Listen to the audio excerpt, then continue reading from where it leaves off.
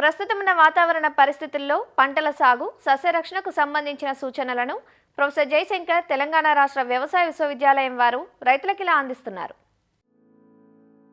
హైదరాబాద్ వాతావరణ కేంద్రం వారు అందించిన సమాచారం ప్రకారం రాబోయే 5 రోజుల్లో తెలంగాణ రాష్ట్రంలో అక్కడక్కడ తేలికపాటి నుంచి ఓ మోస్తరు వర్షాలు కురిసే సూచనలున్నాయి. పగటి ఉష్ణోగ్రతలు 30 నుంచి 37 డిగ్రీలు, రాత్రి ఉష్ణోగ్రతలు 24 నుంచి 29 డిగ్రీల సెల్సియస్ మధ్య నమోదు కావచ్చు. వర్షాధార పంటలను నేల 15 నుంచి 20 సెంటీమీటర్ల లోతు తడిచిన తరువాతనే వాలుకు అడ్డంగా లేదా బోదెలు మరియు కాలువల పద్ధతిలో లేదా ఎత్తుమడులు మరియు కాలువల పద్ధతిలో విత్తుకోవాలి. చెరువులు మరియు కుంటలకు దూరంగా ఉన్న తక్కువ నీటి వసతి ఉన్న రైతులు తమకు అనువైన తక్కువ నీటి అవసరమున్న ఆరుతడి పంటలను సాగు చేసుకోవాలి. రాష్ట్రంలో అక్కడక్కడ ఉరుములు మెరుపులతో కూడిన వర్షాలు కురిసే సూచనలు ఉన్నందున రైతులు చెట్ల కింద నిలబడవద్దు. పశువులు, గొర్రెలు, మేకలను చెట్ల కింద ఉంచవద్దు. రైతులు విద్యుత్ స్తంభాలు, విద్యుత్ తీగలు, చెరువులు, నీటి కుంటలకు దూరంగా ఉండాలి. ముందస్తుగా వేసుకున్న పచ్చిరొట్ట పంటలను పూత దశలో భూమిలో కలియదున్నాలి.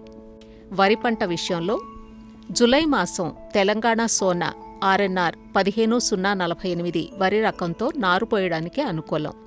రైతులు మధ్యకాలిక అంటే 130 నుంచి 135 రోజులు లేదా స్వల్పకాలిక 120 నుంచి 125 రోజుల వరి రకాల నారుమళ్లు జూన్ 20వ తేదీ నుంచి జూలై 15వ తేదీ వరకు పోసుకోవచ్చు. ప్రస్తుతం 25 నుంచి 30 రోజుల వయసున్న దీర్ఘకాలిక వరి రకాలను నాటు పెట్టుకోవడానికి ఇది సరైన సమయం. వరి నాట్లు వేసుకునే వారం రోజుల ముందు ఎకరాకు సరిపోయే నారుమడికి 800 గ్రాముల కార్బోఫ్యురాన్ 3G గుళికలను ఇసుకలో కలిపి చల్లుకోవాలి. నాటు పెట్టిన తర్వాత ప్రతి 2 మీటర్లకు కాలిబాటను తీయటం వల్ల గాలి వెలుతురు బాగా ప్రసరించడంతో పాటు సుడిదోమ ఉధృతిని నివారించవచ్చు. ప్రతి పంటను జూలై 20వ తేదీ వరకు దిగుబడిలో ఎలాంటి తరుగుదల లేకుండా సాగు చేసుకోవచ్చు. ఇప్పటికే ప్రత్తి విత్తుకున్న రైతులు విత్తిన 7 నుంచి 10 రోజుల లోపు మొలక రాని స్థానంలో మరలా విత్తనం విత్తుకోవాలి. ప్రతి వర్షాధార పంట అయినందువల్ల రైతులు బోదెలు మరియు కాలువల పద్ధతిలో విత్తుకోవాలి. ఎక్కువ వర్షాలు పడినప్పుడు కాలువల ద్వారా నీటిని తీసివేయడానికి ఈ విధానం అనుకూలంగా ఉంటుంది. ప్రస్తుతం కురిసిన వర్షాలను ఉపయోగించుకుని వర్షాధార ప్రతి పంటలో మొదటి దఫా పైపాటు నత్రజని, పొటాషియం ఇచ్చే ఎరువులను 20 రోజుల్లో అందించాలి. ప్రత్తిలో అక్కడక్కడ రసం పీల్చే పురుగులను గమనించారు.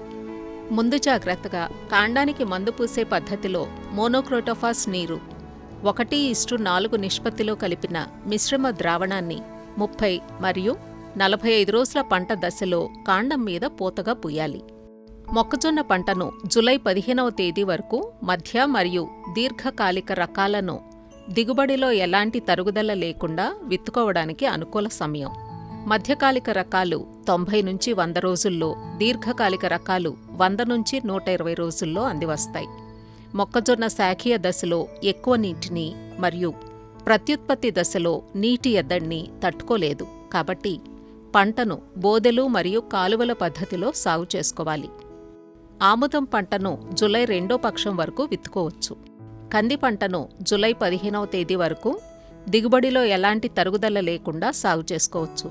కందిని ఏక పంటగా లేదా ప్రత్తి, మొక్కజొన్న, జొన్న, సోయా చిక్కుడు, పెసలు, మినువులతో అంతర పంటగా సాగు చేసుకోవచ్చు. పెసర మరియు మినువు పంటను జూలై 15వ తేదీ వరకు విత్తుకోవచ్చు.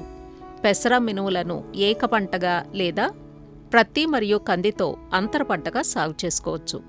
వరి సాగు చేసే పొలాల్లో ఆలస్యంగా నీరు విడుదలయ్యే ప్రాంతాల్లో పెసరను పైరుగా లేదా పచ్చిరొట్టగా విత్తుకోవాలి.